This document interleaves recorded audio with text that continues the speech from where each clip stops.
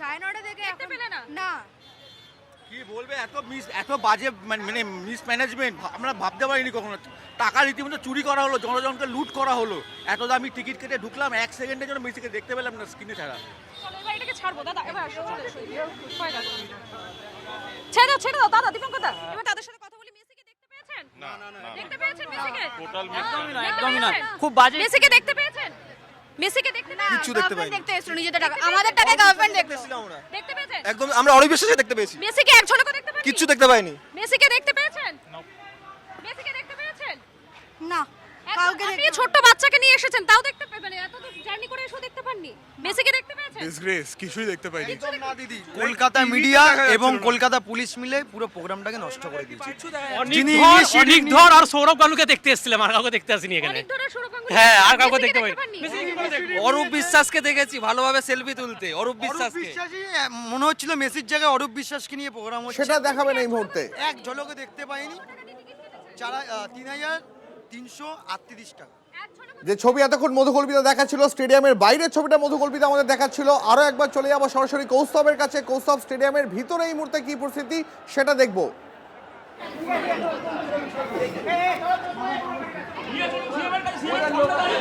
একেবারে দেখো, আমি তোমাকে এই ছবিটা দেখানোর চেষ্টা করব। এখানে কিন্তু পুলিশকে ঘিরে বিক্ষোভ কিন্তু এখনো চলছে।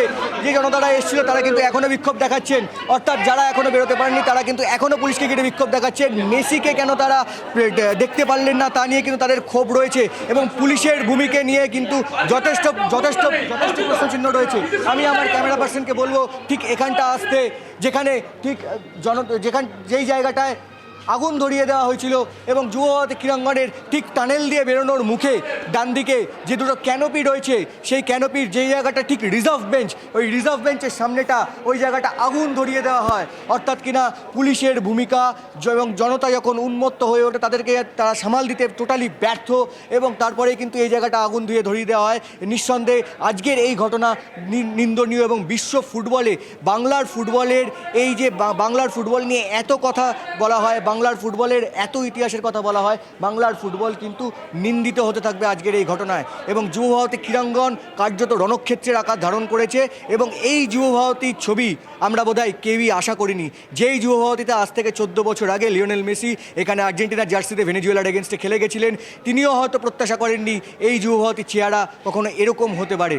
নিঃসন্দেহে এইরকম ছবি একেবারেই বিশ্ব ফুটবলের নিরিখে কিন্তু বাংলার জন্য একরাশ লজ্জা বয়ে আনলো। শুভজিৎ, একেবারেই তাই কৌস্তব। যে ছবি আমাদের কৌস্তব দেখাচ্ছিল স্টেডিয়ামের ভিতরের ছবি এবং বাইরের ছবি সব আপনাদের দেখাচ্ছি একসঙ্গে, তার কারণ স্টেডিয়ামের ভিতরে যে ছবি নজিরবিহীন বললেও কম বলা হয়। এই ছবি শেষ কবে বাংলা দেখেছে মনে করা যাচ্ছে না, তার কারণ গোটা স্টেডিয়াম ক্ষোভে ফুঁসছে। তাদের বক্তব্য, তারা বাংলার নানা প্রান্ত থেকে এসছেন, কেউ 12 ঘন্টা আগে থেকে যুবভারতীর বাইরে অপেক্ষা করছেন তার প্রিয় খেলোয়াড় মেসিকে একবার স্বচক্ষে দেখবেন বলে।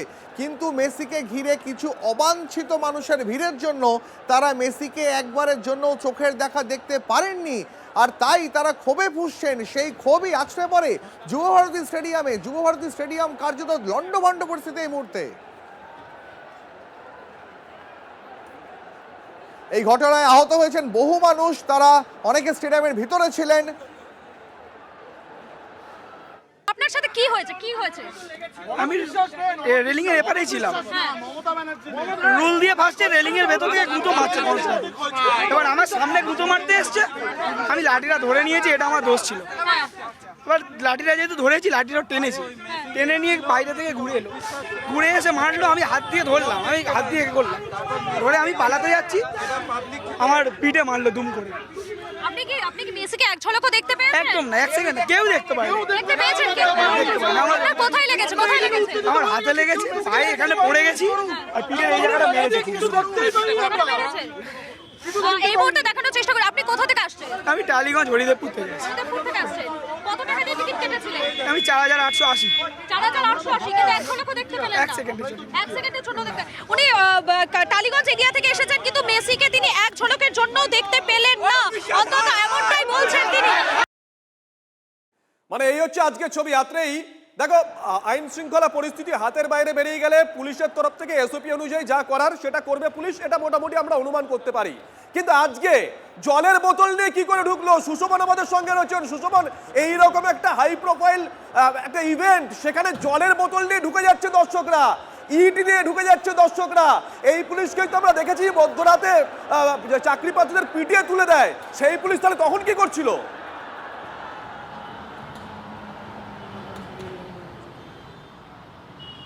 একেবারেই দেখো এই কি করে এই ঘটনা ঘটলো সেটা স্বাভাবিকভাবেই কিন্তু যথেষ্ট অবাক করা বিষয়। এবং আমি যে 4 নম্বর গেটে রয়েছি সেইটা দেখাবো, যে গেট একেবারে করে দেওয়া হয়েছিল, যে ফ্লেক্স মূলত এখানে রাখা হয়েছিল তোরণ, সেটা কিন্তু একেবারে যারা এখানকার যারা এসছিলেন তারা কিন্তু একেবারে ফেলে দিয়েছেন, বেশ কিছু জায়গায় ছেঁড়া পর্যন্ত হয়েছে। এখানে দু একজন রয়েছে, তার সাথে কথা বলার চেষ্টা করি। আচ্ছা, ওখানে তো মাঠেই তো ছিলেন, সেক্ষেত্রে মানে কি গাফিলতি কোনটা আপনার চোখে বললো? ওরা ওখানে মানে মেসি যখন আসে তখন ওনাকে দেখাই যায় না, আর তারপরে এমনভাবে দেখা যায় না যে উনি 5 মিনিটের জন্য ওখানে ছিলেন আর তারপরে উনি চলে যান, আর তারপরেই লোকে ওখানে বোতল ছোড়াছুড়ি, চেয়ার ভাঙাভাঙি শুরু করে। আর এটা হওয়ার পরেই আগুন টাগুন লাগিয়ে দেওয়া হয়, ভেতরে অনেক কাণ্ড হয়েছে। কিন্তু যখন আপনারা ভেতরে যাচ্ছিলেন তখন তো বিশাল চেকিং চলছিল, তাহলে তারপরও এত কিছু ভেতরে হলো কি করে? কারণ মেসি এখানে শুধু 5 মিনিটের জন্য এসেছিল, ওনাকে দেখাই যায়নি। না, যখন আপনারা যাচ্ছিলেন তখন তো চেকিং চলছিল, সেখানে কিছুই ভেতরে প্রবেশ নেই, এমনকি কিছুই নিয়ে যেতে পারেননি। ভেতরে যা জিনিস ছিল সেগুলোই ভাঙচুর করা হয়েছে, পোস্টার্স, ব্যানার সব ভেঙে দেওয়া হয়েছে, আর সব সিটস তুলে ভেঙে দেওয়া হয়েছে, সব কিছু ভেঙে দেওয়া হয়েছে। তোমাকে আরো একবার দেখানোর চেষ্টা করব, যারা আসছেন তাদের সঙ্গে আরো একবার কথা বলার চেষ্টা করব। আচ্ছা, আপনি তো ভেতরে ছিলেন তো? হ্যাঁ, মানে কতটা আশাহত হলেন? অনেক হতাশা হয়েছি, আরো কিছুক্ষণ সময় থাকার কথা ছিল। সুশোভন, একটু জিজ্ঞেস করো না, মানুষের তো কষ্টের পয়সা, তাই না? পয়সা তো আর গাছে ফেলে না, গাছ থেকে পেরে নিয়ে চলে এলাম। কষ্টের পয়সা দিয়ে মানুষ টিকিট কেটেছে। কত টাকা দিয়ে টিকিট কেটেছিলেন তারা? আমরা ঢুকে গেলাম ভেতরে। আপনারা কত টাকা টিকিট কেটেছিলেন? না, আমাদের টিকিট ছিল না, আমরা কাজের জন্য এসেছিলাম। দেখো, এরা যারা মূলত এসছেন তারা এখানে কাজে এসেছিলেন। আচ্ছা, কাজে এসেছিলেন।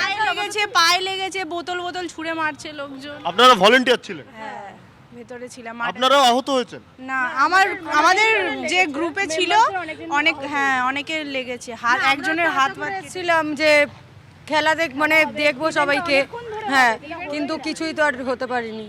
বুঝতেই পারছো। এবার আমি একটু যাওয়ার চেষ্টা করব, যারা মূলত এসছিলেন, যারা টিকিট কেটে একেবারে দেখতে এসছিলেন। মেসি এসছে কলকাতায়, কার্যত মেসি জ্বরে যারা কাবু ছিলেন তাদের কাছে আরও একবার চেষ্টা করব যাওয়ার।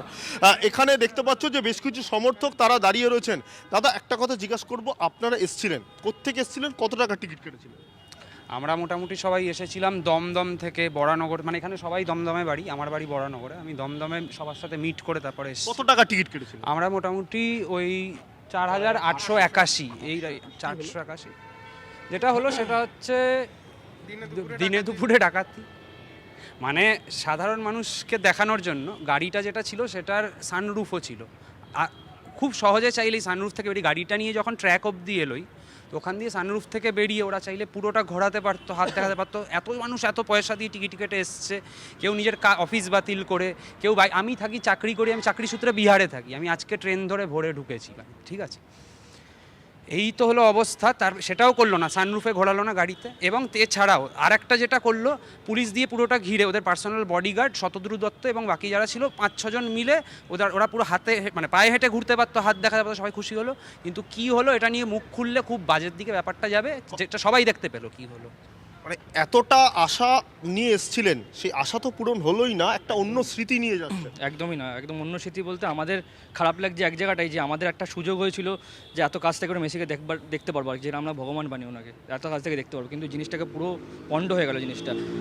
লোকজন মিলে, এত পার্সোনাল লোকজন, ভিআইপি লোকজন ঘিরে ওনাকে রাখলো, যে দূর থেকে তো দেখাই গেল না, প্লাস একটু ম্যানেজমেন্টও কোনো ঠিকভাবে কোনো রকম একটুখানি ব্যাপার করতে পারলো না, গতি করতে পারলো না জিনিসটা। এটা 15 মিনিট যদি একবার দুটো রাউন্ড যদি সানরুফ গাড়ি দিয়ে যদি ঘুরিয়ে দিত, তাহলে সবাই অন্তত দেখতে পারতো একটুখানি, যে আশাটা নিয়ে এসছে সেই আশাটা একটু মিটতো তাদের। কারণ সারা জীবনেও আমরা এই চান্সটা পাবো না, সারা জীবনেও। হ্যাঁ, অ্যাকচুয়ালি তাই। এবং মানে মেন খারাপ যেটা লাগছে আমাদের, সেটা হচ্ছে এরকম অনেকেই আছে যারা খুব মানে ক্লাস 11, 12, গ্র্যাজুয়েশন ফার্স্ট ইয়ার পড়ছে, সেকেন্ড ইয়ার পড়ছে বা থার্ড ইয়ার পড়ছে, তারা বিভিন্ন জায়গা থেকে টাকা ধার করে তারা এই মানে কম করে তো এই 4881 মানে মোটামুটি প্রায় 5000 টাকার কাছাকাছি একটা টিকিট, তারা কিনে এনে এখানে দেখার চেষ্টা করলো বা সবাই এই এক্সপেকটেশনস নিয়ে এসেছিল, কিন্তু আলটিমেটলি আমরা পেলাম না। এবং তার থেকেও আরও একটা পয়েন্ট আমি এখানে অ্যাড করতে তাই তো চাইছি। এই প্রশ্ন তো আজকে উঠবে, মানে এই- আয়োজকদের কাজ কি শুধুমাত্র এই টিকিট বিক্রি করা, ওই 4,800 টাকা করে কালেক্ট করা, নাকি যারা 4,800 টাকা এই 5,000 টাকা করে দিচ্ছেন বা 10,000 টাকা দিয়ে মাঠে আসছেন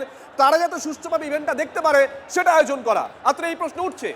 আর এই প্রশ্ন শুধু যে সবাই তুলছে তা নয়, তার সঙ্গে সঙ্গে মুখ্যমন্ত্রী মমতা বন্দ্যোপাধ্যায়ও তা নিয়ে একটা